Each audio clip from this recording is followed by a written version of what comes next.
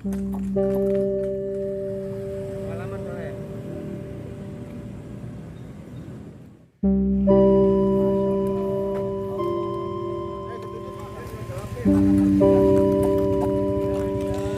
di situ kita lanjut lagi perjalanan dengan formasi yang sama. Kita mau menuju checkpoint di Bubulak. Di jalan itu Syahal itu saya lihat tidak seperti biasanya. Syahal itu malah ketika disemangatin malah makin mendekati Kowi.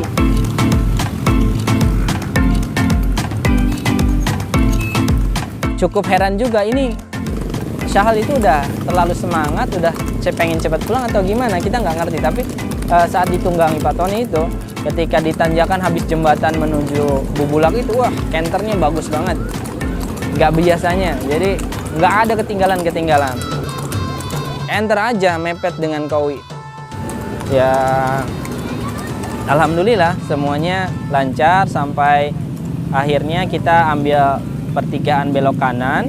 Sebelum ini kita masuk ke Bubulak. Di situ kan banyak tempat buah-buahan dan kita ada change point di situ, pergantian baris lagi. Dengan kondisi kita merasakan kuda kita kelelahan. Tapi ya betul, di track yang kedua nanti ya kalau lebih baik. Ya kemarin. Tapi jangan dipaksa makanya. Udah capek. Sempat begitu. Ya udah enggak bisa lari. Ya, oke. Selanjutnya nanti berarti kalau sama siapa? Jangan saya sama Mas Ed. Kuda kita udah lelah. Kita kembali istirahat sejenak. Nggak sampai 15 menit, mungkin 10 menit, dan mengecek kondisi keempat kuda itu. Langit, Kowi dicek aman, tapi ketika Syahal dan Marin dicek, Syahal udah mengalami dehidrasi. Jadi hari itu kita memutuskan oke, Syahal dituntun aja di motor, tapi tanpa penunggang. Jadi yang melanjutkan perjalanan Marin paling belakang, Kowi dan Langit. Yang namanya Marin sama Syahal dari tadi kan berdua tuh.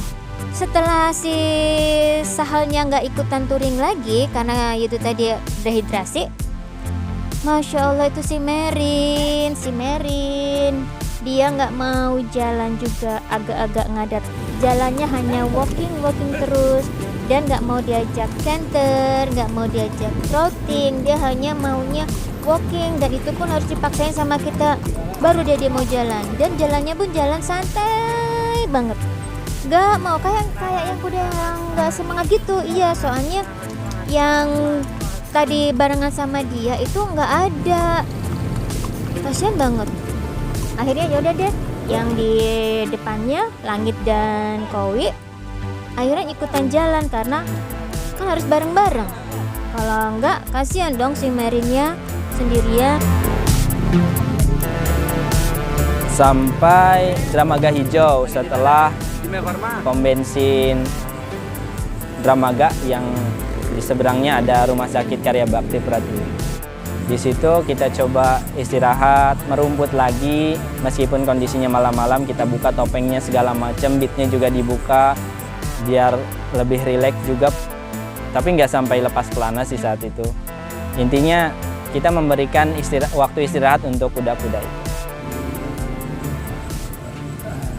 Setelah itu kurang lebih ada setengah jam, dan kita berpikir di perjalanan sebelumnya Marin sudah nggak mau canter, ya udah keputusan yang diambil akhirnya Marin kita tinggal.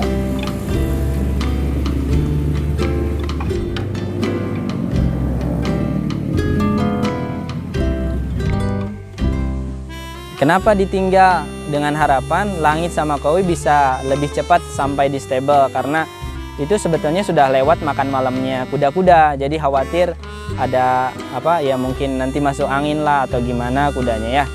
Jadi kita harapkan kita bisa sampai lebih dulu. Akhirnya dengan berat hati kita tinggalkan Marin.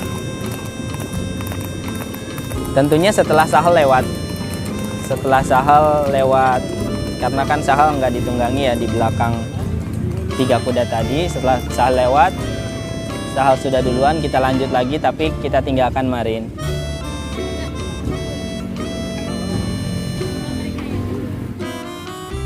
Qadarullah setelah turunan Cinangneng itu ternyata ada yang aneh dengan Kowi. Biasanya kalau canter itu kedengaran suaranya nyaring, ternyata enggak, ternyata sepatunya lepas. Sepatunya lepas lagi, padahal sebelumnya juga udah lepas, tapi sebelah kanan. Ini yang lepas pulangnya sebelah kiri. Karena ini kondisinya sudah malam, hampir jam 10.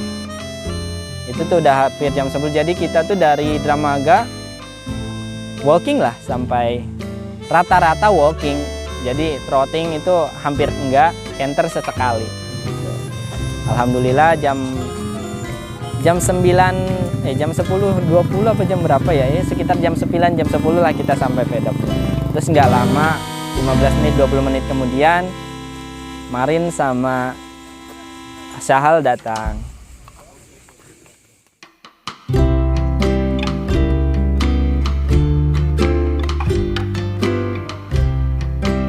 Jadi alhamdulillah juga perjalanan ini cukup banyak cerita, banyak kita sendiri sebagai penunggang banyak belajar, dan selalu ada pelajaran yang diambil dari setiap perjalanan.